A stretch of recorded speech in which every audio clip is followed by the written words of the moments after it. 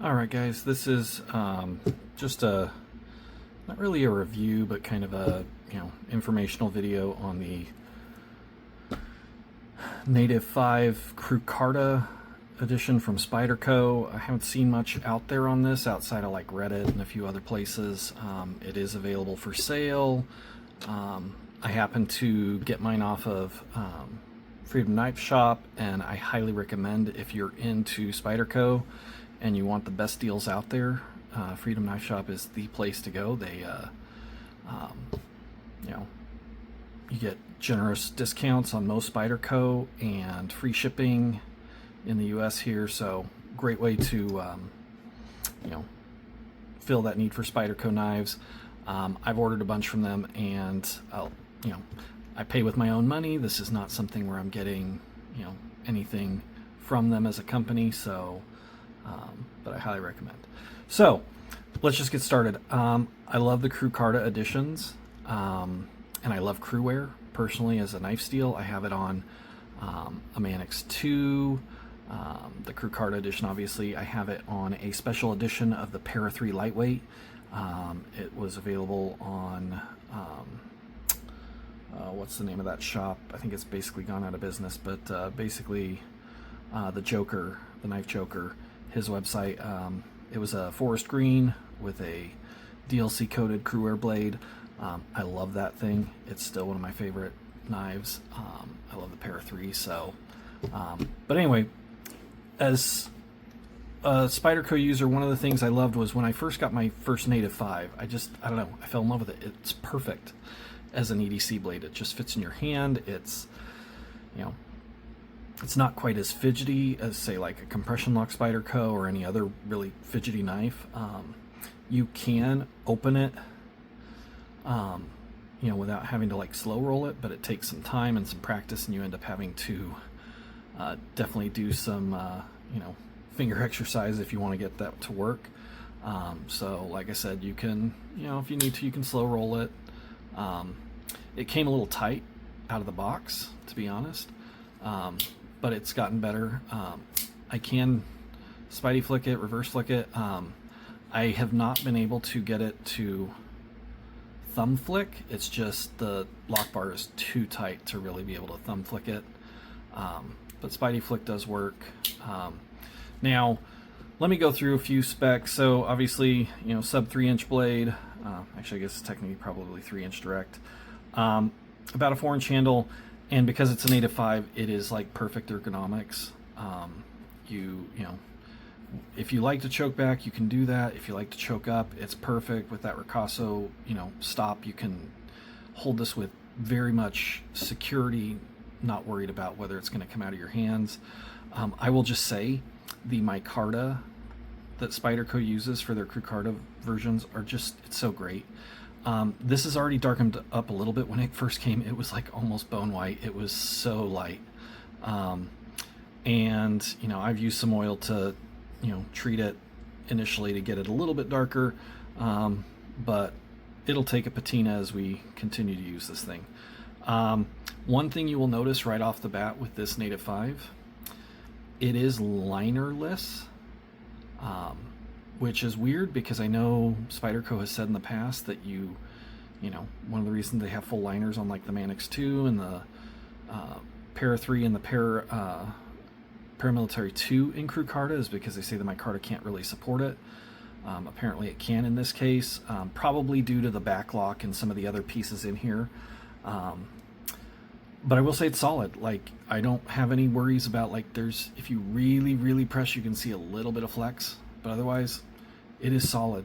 And the micarta's thick, fits in the hand really well, and it's a light knife. Let's go ahead and do a quick hold real quick. Let me grab my scale. All right, so let's go ahead and give this thing a weigh in, just to give you an idea. Okay, so let's see. In ounces, you are looking at 2.75 ounces, like super lightweight. In grams, 78. So it's not a heavy knife at all. Very easy to carry. One thing you will notice on mine that I did a little bit differently, I have decided that with the Native 5, the actual... All right, sorry about the break, guys. Duty called. So, where was I? So, like I was saying earlier, it's very lightweight. It's not like... One of the things that I changed, though, with the Native 5, and this was actually a recommendation I got from somebody that I figured I would try. I generally, the first Native 5 I had, I carried it with a pocket clip, and, you know, it's fine, it's great. Use a Lynch Northwest, because if there's one thing, the regular Spyderco clips I just don't like at all. They're just not for me. But on some of these, depending on, you know, the way they're set up, Lynch Northwest, their clips just, they stick out so far, like they actually make it somewhat uncomfortable if you actually have to hold the knife or, you know, whatever, because you'll have that clip digging into your hand. So this person recommended, because it's a lockback, it's fairly solid, it's not gonna just, you know, open up on you willy-nilly, to just take the pocket clip off and throw it in your pocket. And honestly, I've been doing that for at least a week now, and it works great. Like, and honestly, I never realized, when you have this thing open, the lack of a pocket clip just makes every piece of the ergonomics on this better. It's just, I mean, I don't know how else to say it. It's just, it's better. So, but one thing I thought I would do, and I apologize, it's probably gonna be long. I'm not a professional, like, I'm not a, you know, professional knife reviewer. I just do these because I love knives and have a lot of fun, and I'm kind of a nerd who loves to take things apart and see how they work. And so in this case, when I got this, saw that it was light, that it was a non-liner version, I had to take it apart to see what, you know, Spyderco was doing, because one of the things that you'll find if you ever have a lightweight Spyderco, you know, it seems like they have no set up for the way they do it. You either get partial liners up at the pivot, in which they'll give you usually like 2 phosphor bronze washers, or you'll get a partial liner. So like the Manix 2 lightweights, those generally have 2 liners on each side right at the pivots that allow you to put in that washer, gives you that good action. Pair of 3s generally come with 1 liner, and otherwise it's running on just that plastic, and that can lead to some issues. If you've ever had one, you know, they don't center right, can be a little rough when you're first breaking it in.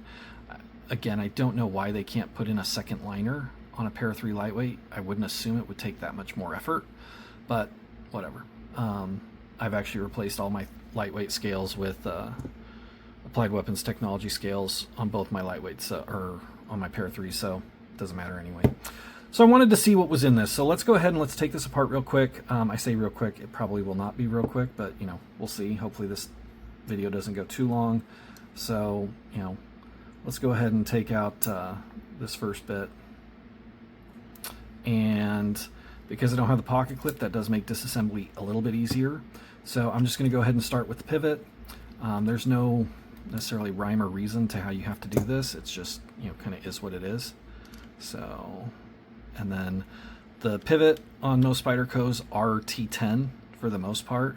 I think the pair 3 lightweights may have it. I'm not sure. I'm trying to remember. But every other body screw outside of the pocket clip, the pocket clip's T6, but every other body screw is a T8. So let's go ahead. I'm going to go ahead and take those off now.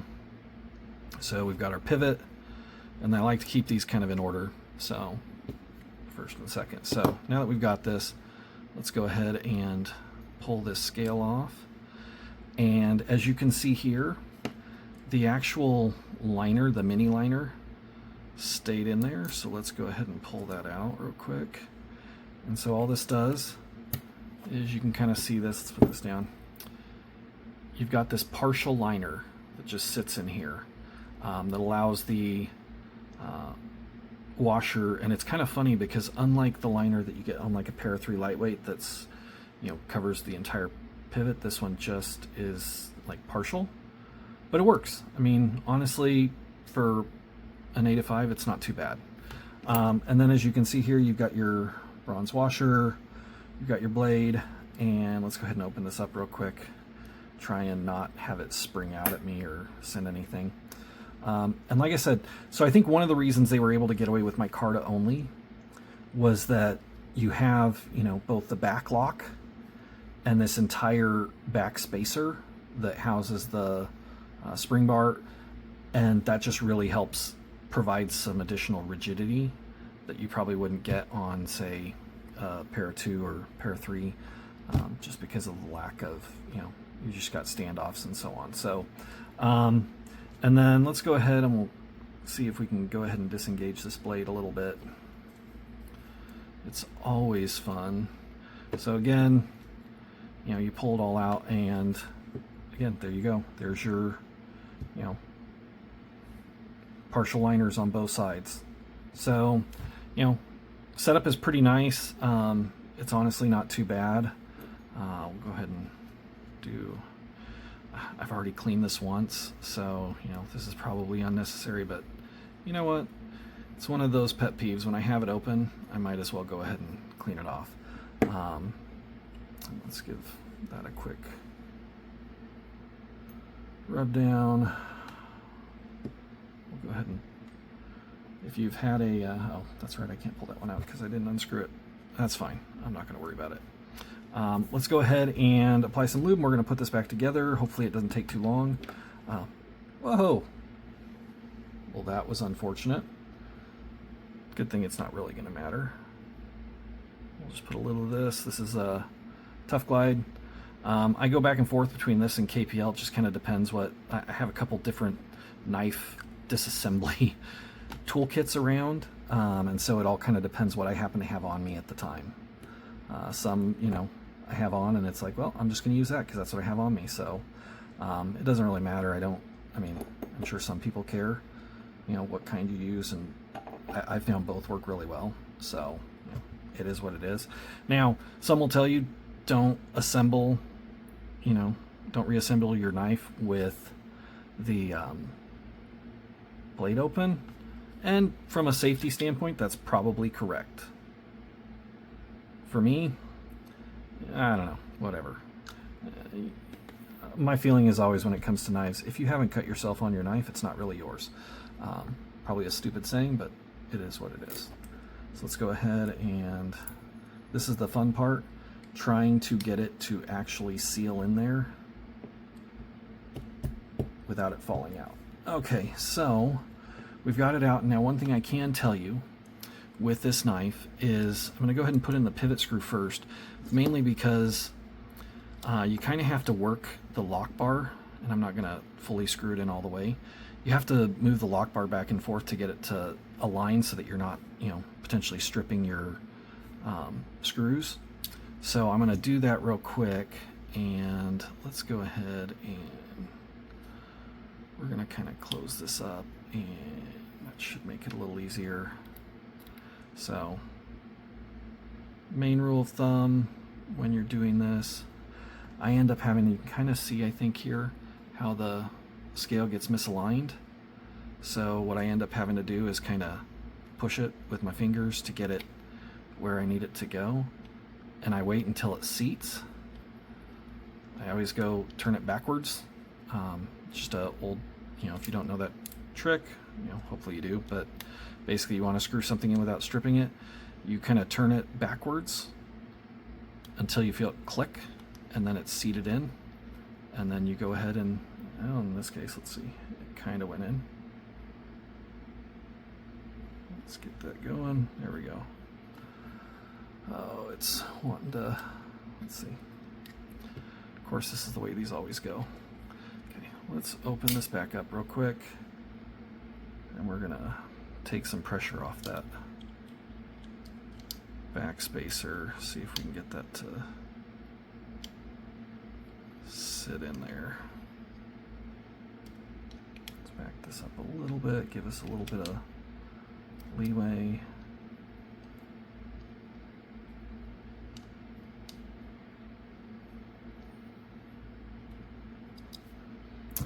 Tell you, this is always the fun part when you go to reassemble,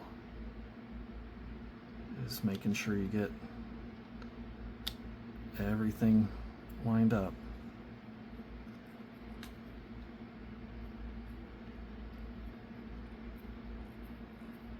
There we go. All right, so tighten that one down. Let's go in here. I'll probably go ahead and take these out again off camera just to put on my Loctite, but for the most part, this is good to go. Like I said, give it a test. There's no wiggle, everything's good. And you know, with these, I always close it, put my finger right there, kind of provides a half stop, and then there you go. And you're good to go. It's, you know, all good. And like I said, having that clip off really just makes this kind of a game changer. Throw this in my pocket, basically forget it's there, and when I need it, I have it. And like I said, Cruair is just such a great steel. It's, you know, edge retention wise, it's not going to kill anybody as far as like its edge retention, but you know, is it corrosion resistant? No. Is it as bad as say like M4 or, you know, some of your, you know, D2, etc.? No, it's really not. It's, as long as you maintain it, you know, don't like, I don't know, throw it in, you know, let it sit wet, it'll be fine. I put a little bit of mineral oil on this occasionally. I actually have knife pivot lube, their protectant. I use that on most of my fairly lacking corrosion resistance blades, and I've never had an issue. But otherwise, you know, it's good to go. And sharpening these, I will tell you, Cruair, compared to D2, which I think, you know, if my understanding is correct, Cruair is kind of a offshoot of D2. It was the kind of a take all the good things about D2 and some other, you know, steels out there and make a better one. Well, this is way easier to sharpen than D2. I'm just going to be flat out honest. I have another Cruair, like I said, on my Para 3, and sharpening that thing back up and putting on a new angle, super easy compared to say D2 or even like S35VN or something like that. So I love it. So that's my review, Native 5 Crucarta. I want to say it's $220 on most websites. I think when I got this off Freedom Knife Shop, I paid about $165. I mean, that's just a killer deal. And it's a great knife. If you love the Native 5, you can't really go wrong with this. It's such a great knife. So ergonomic, so perfect for everyday carry.